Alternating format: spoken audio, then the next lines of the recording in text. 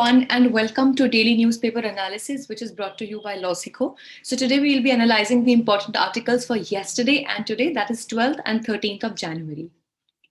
So we have two articles. So one is from yesterday's The Hindu newspaper, which is titled as The Line Between Hate Speech and Free Speech, wherein we will discuss as to which are the provisions that are available in India or the Indian system that we have or that point out at the hate speech, and how can we actually differentiate that what is the exercise of our free speech and what actually amounts to the hate speech. The second article is from today's The Hindu newspaper, which is titled as Demographic Dividend of India. Now, as we know that India is the country that has the highest youth population of the world. So how can we realize the demographic dividend that we have currently, and what steps can we take as of now to make sure that we avail the best out of what we have? This newspaper analysis has been presented by me. My name is Sheva Khan. I am a BA LLB law graduate and I have completed my law degree from Untitled University in the year 2019. Currently at Losico, I'm working as an expert for current affairs and I'm also managing the current affairs vertical. Let's see what is the multiple choice question from our previous discussions. According to the National Family Health Survey 5 data, the total fertility rate has, your options are improved, that is increased. Second option is it has not changed. Third, it has declined. Or fourth, none of the above. This is the descriptive question for the day. Which provisions deal with hate speech in India? What else can be done to curb its menace? So let's discuss the first article, that is about the line between hate speech and free speech. So the Supreme Court of India has agreed to hear the case of hate speech against the Muslims in Delhi and Haridwar. Now, hate speech basically is that when, via the means of our words or what we deliver verbally as a speech to the public, we try to bring out such sentiments amongst the people that outrage any kind of hatred towards any person, any community, any religion, any thought process, or anyone. So that particularly is called as a hate speech. So let's see that what laws do we have that indict the hate speech. The laws dealing with hate speech in India are not very effective currently and are inadequate to combat this aggravating behavior. Now, as we have seen that from previous few years, the incidences of hate speech have increased fold-some. And currently, if we note down that what are the legal provisions or the laws that are available to hit on the hate speech, so they are not really very available. To begin with, the hate speech is not defined in the Indian legal framework with no standard definition. So the first thing to begin with is that it has not even been defined properly anywhere in any legal framework, be it, anywhere, even the IPC, CRPC, or even, basically if we had, IPC or even any other particular provision. So in the case of Pravasi Bhalai Sangathan, the Supreme Court held that hate speech basically was an attempt to marginalize the individuals of a specific group. And again, Karnataka High Court held that IPC illegalizes, which means that IPC definitely does not support or makes it illegal the speech that is aimed at promoting enmity and prejudice under sections 153A, 153B, 505 and 295A. But still, even after having these sections, the hate speech is still on, the forefront, and there is no particular, proper hit on that has been taken so far. Then in the case of Amish Devgan, Supreme Court held that the hate speech has no legitimizing purpose, which means that it has definitely no purpose, good purpose whatsoever, and thus it should never be encouraged.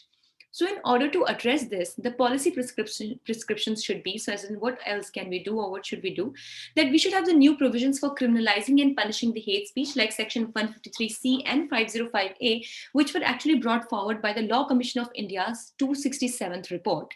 Then there should be incorporation of specific and separate provisions in the Information and Technology Act, because definitely many a times such things take place on online versions also through some online media as well. And thus, these should be brought in the IT Act to tackle the hate speech according to the 189th report of Parliamentary Standing Committee on Home Affairs. Then the reference could be drawn from Australian federal law, wherein the Criminal Code Amendment Act of 2019, which places liability on the internet service providers to map out any abhorrent activities online. For example, if any such hate speech or any such activity takes place, let's say on Facebook or WhatsApp or any such social media platform, so these companies, these internet service providers, these will be the one who will be liable to find out or to also pinpoint at the very beginning if at all there is any any abhorrent activity going on. Also, it is important that hate speech is first recognized as reasonable restriction to free speech, and we should understand that at one side, where we have the freedom of speech and expression, which is very much a fundamental right under Article 19(1)(a) of the Indian Constitution, we should understand that hate speech is basically, a kind of a restriction on free speech. If at all, we do not recognize it as a restriction over there, so it will be very difficult to differentiate between a normal free speech and the hate speech. With this, let's discuss the second article for the day, which talks about the demographic dividend of India. So the National Family Health Survey 5 data opens a myriad of opportunities for us. And it says that if at all we invest in the right time, in the right places, so we will definitely be able to reap a lot out of the demography, that is the population distribution that we currently have of the country.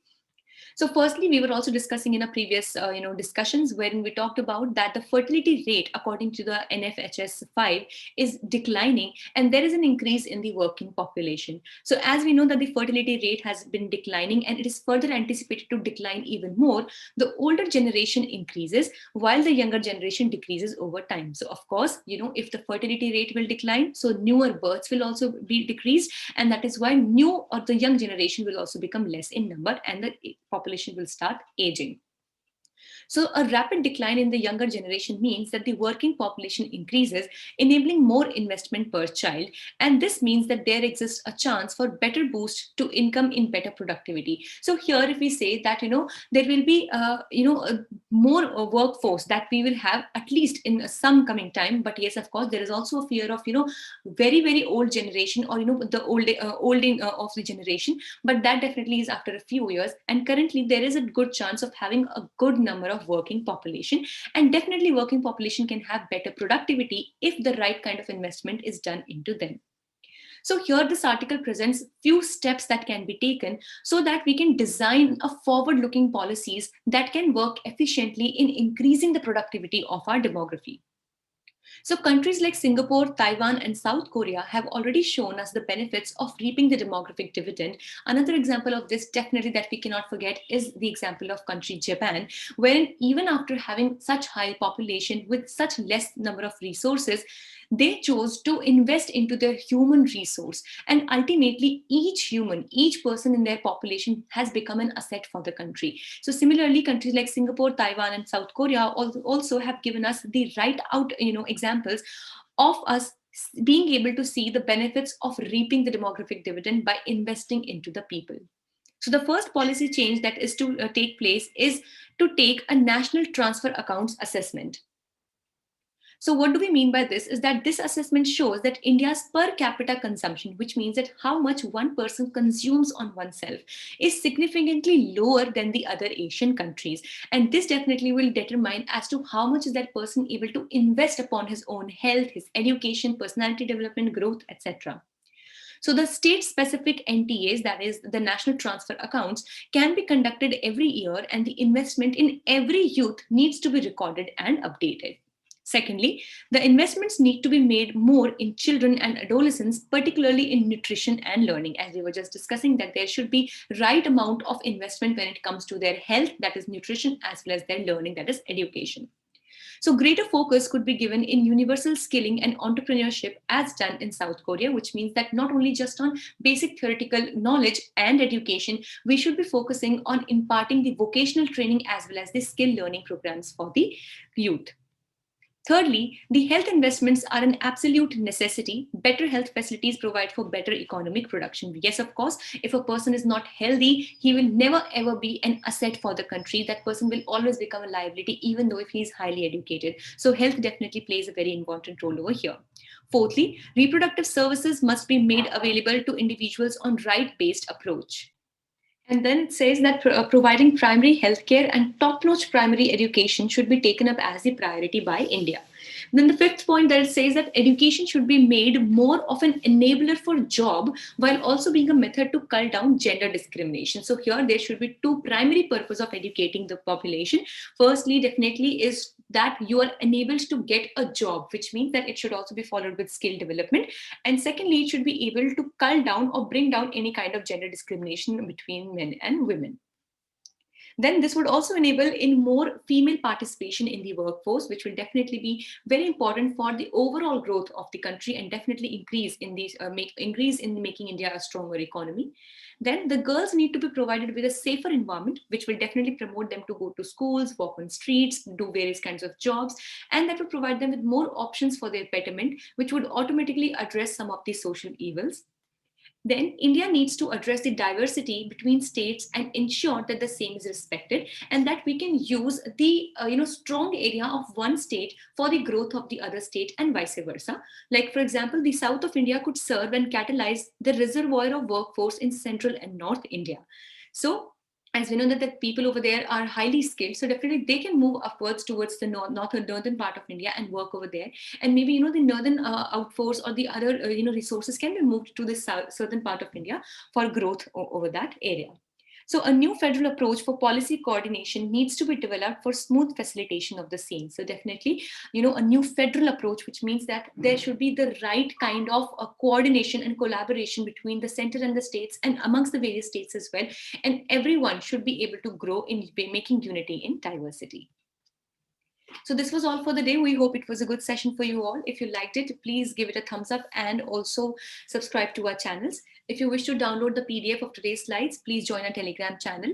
The link is there in the description box below, or you can scan the QR code that you can see on your screens right now. Also, please do not forget to follow us on our official Instagram channels for judiciary, CLAT, UGC Net, and other law finance exams. Thank you so much.